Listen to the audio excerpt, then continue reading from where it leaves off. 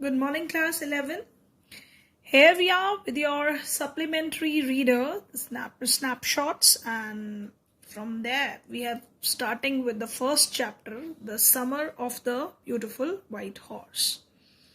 This is the story written by William Saroyan, and this story is a beautiful story about two poor boys. They are Armenian boys. Armenia is a country uh, from where these boys belongs to, and they live a very poor kind of life, and they were very fond of riding horses. We will find through the story how they fulfill their desire to ride a horse and to learn riding over the horse. It is very interesting. Now, next, I just wanted to tell you that they belong to a tribe which is known, which is a hallmark, are trust and honesty. Hallmark refers to, which is a typical feature of this tribe, that they are very honest people. These Armenian people, they are believed to be very honest and true people. We are going to study how this honesty in them, how their truthfulness paid them, how it comes about in the story. We are going to learn that. Method would be similar. I'll be explaining the text. With this, I'll be explaining the meanings of some words which you might find difficult. Let's start with the story.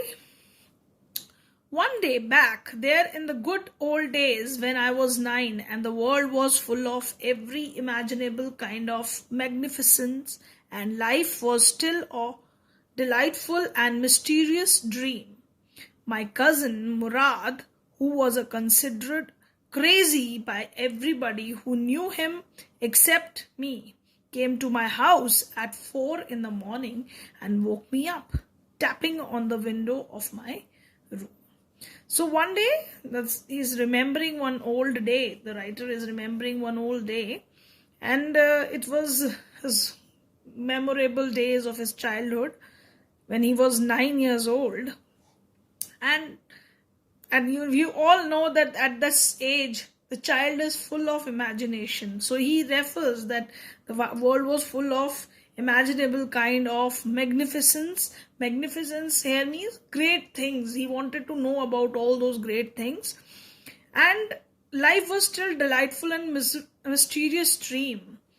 And as child does not know many things in the world, so for that child, it was a mystery. The writer is writing the story when he was 9 years old, and at that time, the child is full of questions. He has so many dreams.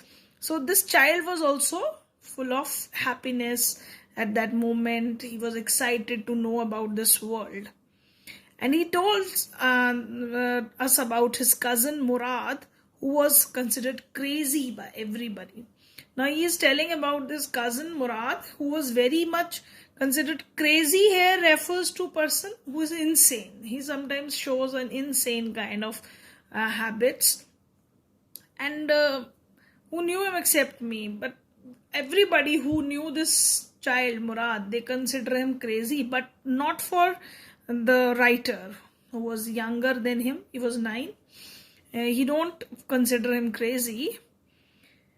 One day he came to his house early in the morning at 4 o'clock, and then he woke him up by tapping on the window of my room. Tapping is the kind of sound which is created by the fingers, knocking on with the fingers, very light kind of knock. And he says to him, Aram, he said. Now we come to know from here what was the name of the writer here is. He was dictating the story to us. It's Aram. And he said that he called his name. I jumped out of bed and looked out of the window. I couldn't believe what I saw. It was morning yet, but it was summer, and with daybreak not many minutes around the corner of the world, it was light enough for me to know I wasn't dreaming. Now here he says that when he with that knock, he come out of the bed. That it was early morning, and he was not able to believe what he saw right in front of him. He saw something very surprising in the morning hours, as the summer it was a summer season, and just the day is about to begin.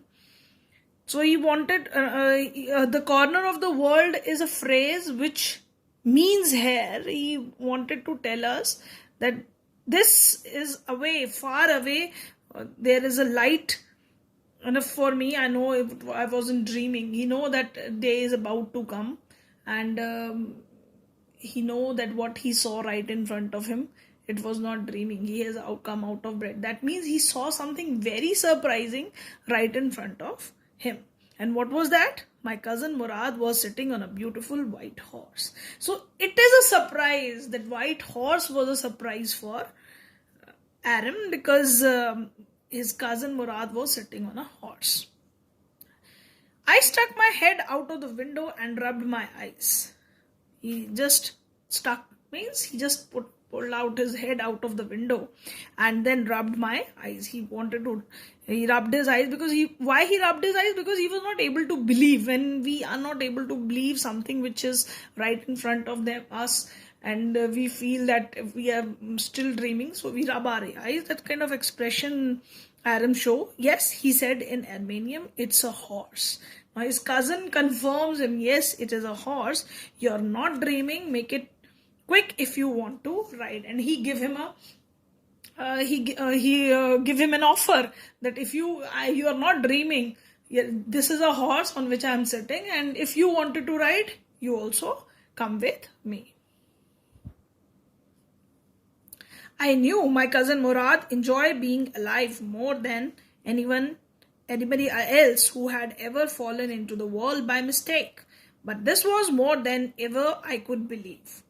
Now he know that his cousin was very lively, more than anybody else in this, the people around him.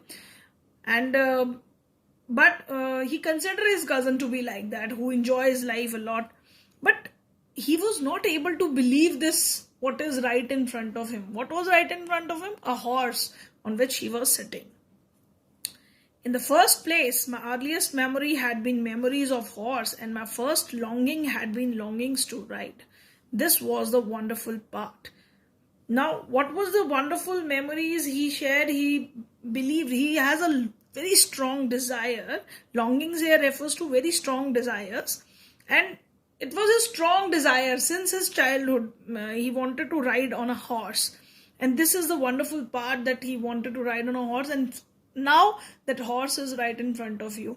Children, whenever something which we are desiring for since long, when we get that thing right in front of us, it is really a best moment for us. For a boy like Aram, we know that he was a poor boy and he was desiring to ride a horse. Obviously he's a child, and in his memories, he know that earliest memories of his, then he wanted to ride a horse, but he never get that opportunity. When he get that opportunity, it was really a wonderful moment for him. So he was very happy. In the second place, we were poor. This was a part that wouldn't permit me to believe what I saw. We were poor, we had no money, our whole tribe was poverty stricken. Every branch of the Garoglian family was living in the most amazing and comical poverty in the world. Now here, the second part, he first described his longings, what he desired very deeply, and he know the reality. That second place reality is that they were poor, and being poor, he couldn't believe this thing that he could ever ride a horse, because they were not able to buy a horse for their own, because they were very poor, no money was there. And their whole tribe, this Garoglian family, this is a name of a tribe of Armenia, and these tribals suffered a lot during a war with Turks. So these people really suffered a lot, but they were believed that they are honest people. And as these people were living in poverty, so poverty stricken here refers to they are suffering an extreme kind of poverty. And thus these people were amazing and comical poverty in the world, and they are living in amazing. Here amazing and comical is not used in a positive way, but it is used in a negative way. That means they are living in an extreme poverty. Now nobody could understand where we ever got money enough to keep us with foods in our bellies, nor even the old men of the family. So they were so poor that they don't know even that whether they are going to get food properly to fill their bellies. Bellies here refers to stomach, and not even elderly people know. So that kind of poverty these people were living, that they don't even get the sufficient food. So most important of all, though, we were famous for our honesty. Just as I mentioned it to you that Armenian tribes, these people were famous for their honesty. We had been famous for our honesty for something like 11 centuries, even when we had been the wealthiest family in what we like to think was the world. We were proud first, honest next, and after that we believed in right and wrong. So here the three features of these people are mentioned, that they must be wealthy, but from past 11 centuries this tribal people are known for their honesty. First of all, for their honesty, and second thing, what they were known for, they were people who were believing in right and wrong, and they are proud of this thing, their 11 centuries customs and traditions which they were following. And they were honest, and they believe in right. They know what is right and wrong. So why he's proud of this thing? Because when a person is living in a very down to this, with very limited resources, a person is living, he is more falling to wrong things. But here we find that these people, as they were considered honest, and they have kept the tradition of honesty in their tribe, even though they are suffering extreme poverty. They are not using wrong means or wrong ways to earn money. None of us would take advantage of anybody in the world, let alone steal. Now,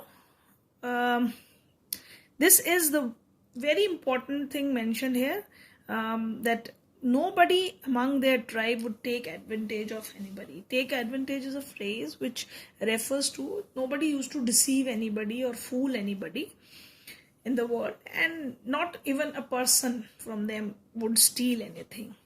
Consequently, even though I could see the horse so magnificent, even though I could smell it so lovely, even though I could hear its breathing so exciting, I could believe the horse had anything to do with my cousin Murad, or with me, or with any of the other members of our family asleep or awake, because I knew my cousin Murad couldn't have bought the horse, and if I couldn't have bought it, it must have stolen it, and I refused to believe he had stolen it.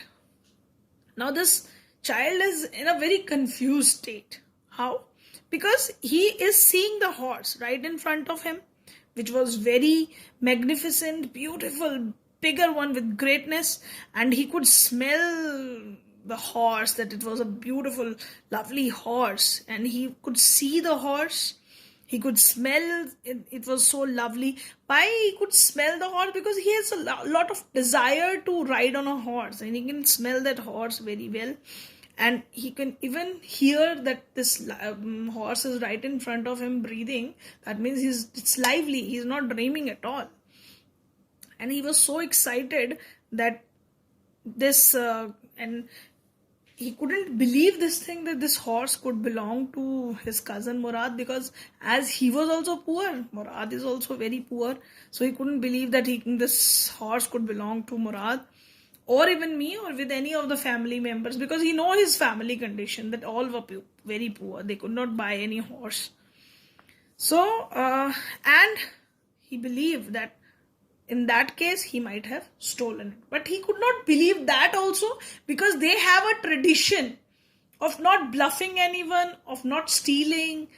Just now, as I told you, that honesty is running in their bloods through generations. So even he could not believe that. So he was not finding the reason. That is why he's not able to believe his eyes earlier, that how this horse come in right in front of him. So no member of the Garoglian family could be a thief. It is a strong belief that no one can do any kind of theft. I stared first at my cousin and then at the horse. There was a poised stillness and humor in each of them, which one hand delighted me and on the other frightened me. Now, he was looking at his cousin and even the horse. It was a poised stillness. Poised stillness refers to innocence, and he could find the humor also in them, each of them. Something very comical is there in both of them, and he was very excited to see the horse, as it was the desire of Aram also to ride a horse. So on the one hand he was very much happy, and on the other hand he was frightened. Why he was frightened? Because he might be thinking that this horse is not belonging to his brother Murad, and might be he had stolen it, and in that case he was frightened. Murad, I said, where did you steal this horse? Now he asked the question. He was afraid of this fact that he might have stolen it, so he asked indirectly. Leap out of the window, he said, if you want to ride. But rather answering his question, he simply said, you just come out of the window if you wanted to ride a horse. It was true then. He had stolen the horse. There was no question about it. He had come to invite me to ride or not, as I choose.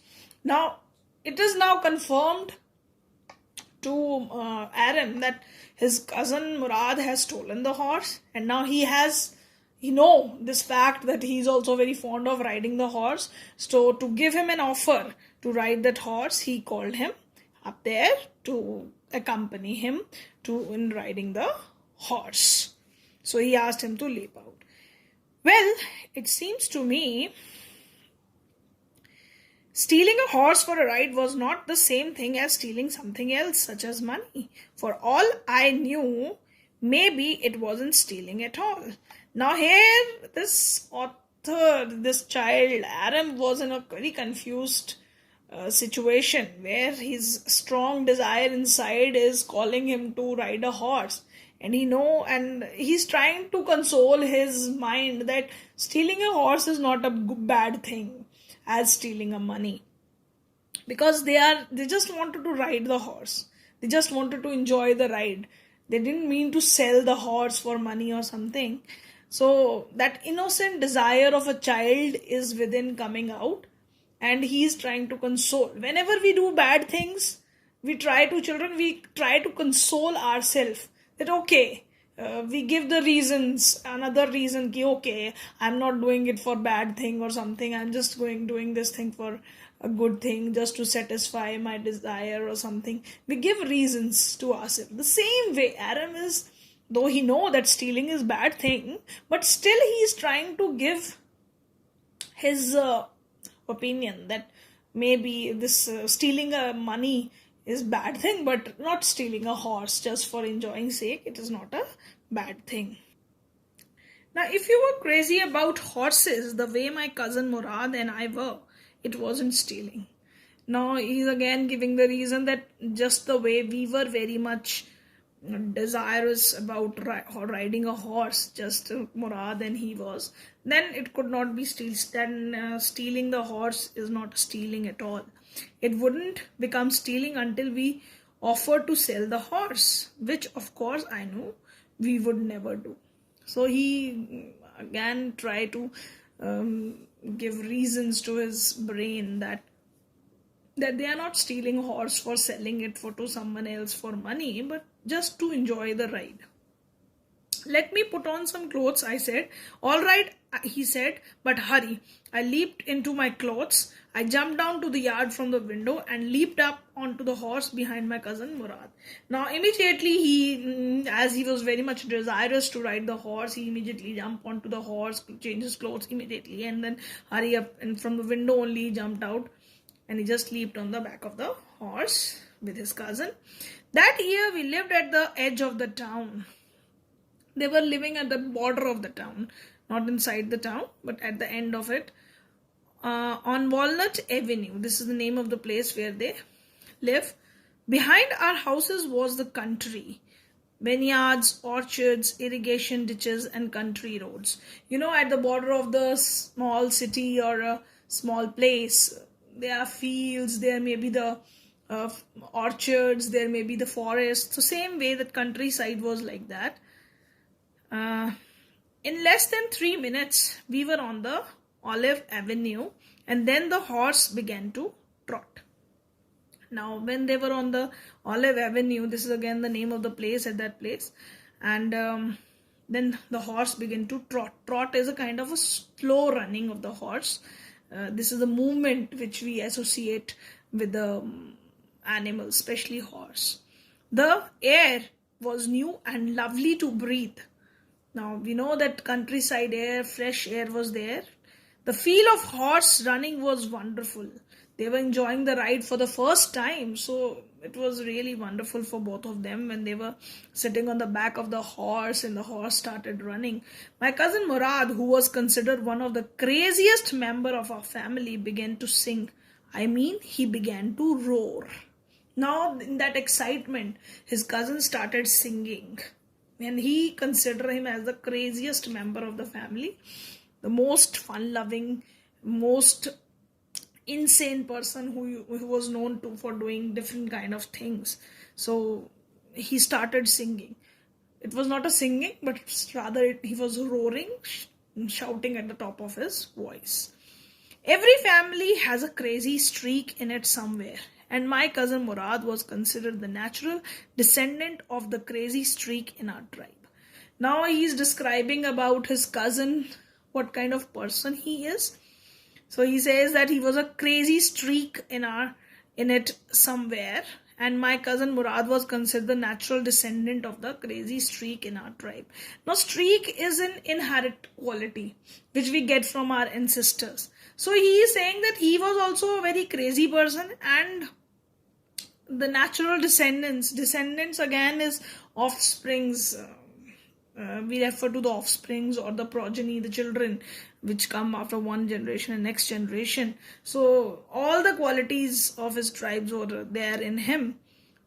Crazy qualities, rather we should say crazy qualities. Before him was our uncle Khosrow, an enormous man with a powerful head of black hair and the largest mustaches in the San Joaquin Valley.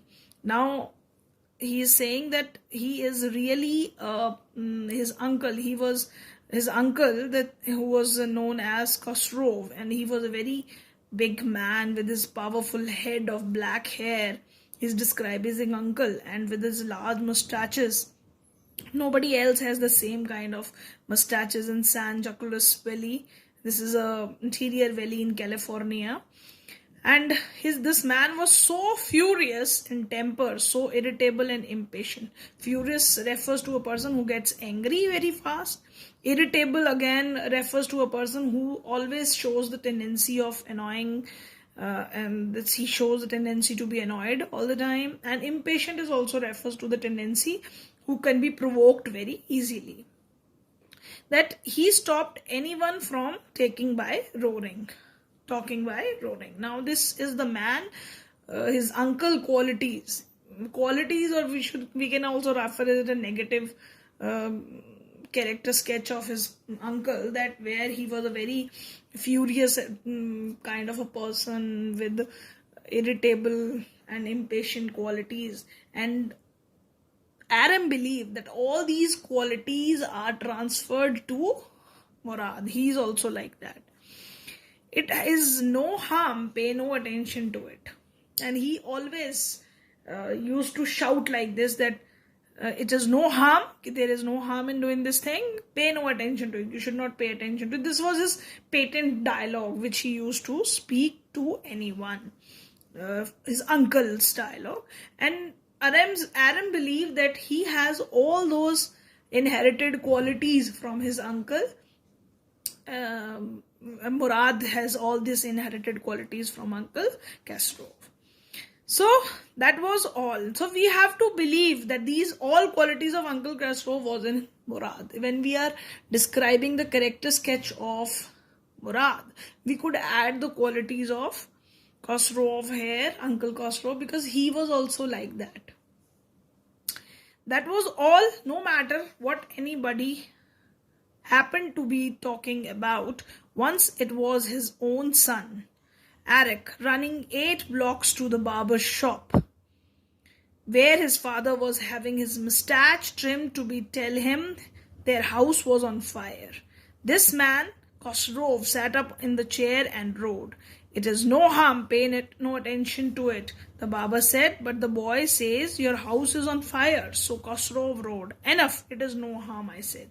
So we are going to get an example of his uncle craziness, what kind of craziness he used to show, that whatever is going to happen, if anybody is talking about anything, so he is going to say this dialogue only, "It is no harm, pay no attention to it." And he tells us one story also, that once his own son Arak, he came running to the barber shop. 8 blocks to the barber shop is crossing so many lanes. He come to the barber shop and his father was having the trimming his mustaches. Trimming means he's cutting the mustaches of his father, and that time when he informed his father that their house is on fire, so what would a person how a person should react? Obviously he is going to leave all the thing and run to save his house, but Uncle Khosrow did nothing like that, but he was sitting on the chair. What he shouted, there is no harm, there is no harm in this thing, don't pay attention to it. But even the barber said that your boy is saying, your son is saying that your house is on fire. But he said, "Enough of it, there is no harm," I said. So that kind of craziness he is having, that even if his house is on fire, he is going to say the same dialogue. So we could get that craziest kind of person, what kind of person he was. My cousin Murad was considered the natural descendant of this man, although Murad's father was Zorab. Now he tells about Murad, that Murad was also the similar kind of, he also do the same kind of silly things or comical things, or so he also considered Murad like that. But his Murad's father name was Zorab, who was a practical and nothing else. But his father was a very practical man. He was not crazy man, but he has the qualities of his uncle. And that's how it was in our tribe. A man could be father of his son's flesh, but that did not mean that he was also the father of his spirit. The distribution of various kinds of spirits of our tribe had been seen from the beginning, capricious and vagrant. Now here, capricious and vagrant are the words which means that when a person shows very impulsive kind of quality and change in mood, and vagrant also refer to a person who's a very careless or not having a settled mind. That kind of person is referred as vagrant. Now here Adam is saying that Murad is having the qualities of his uncle, even though his father Zorab is a very practical kind of man, very decent man, but on the other hand he acquired the qualities of his uncle. And he describes that his tribe is also like that. And a very deep fact is told to us, that even though we are children to our parents, we might have a different kind of spirit inside us. Just as you people are, you may be children of your parents, but you might be having a different kinds of qualities which you acquire from your ancestors. Maybe you talk the way your grandfathers speak, or maybe your uncles speak, your aunts speak, or any other qualities we acquire from our family. So this is how their tribe used to work. So we will be doing it here till page number 3 in this class, children, and I will be providing you few word meanings which I have discussed with you in this exercise. You can have a look at those word meanings which I have discussed with you today. These are given to you, and you people are going to write down there, write them in your notebook as an homework. So please write those word meanings in your notebook. And few things are here which we have discussed with you. In the next class, we would be continuing this lecture and finishing this chapter. Thank you, class.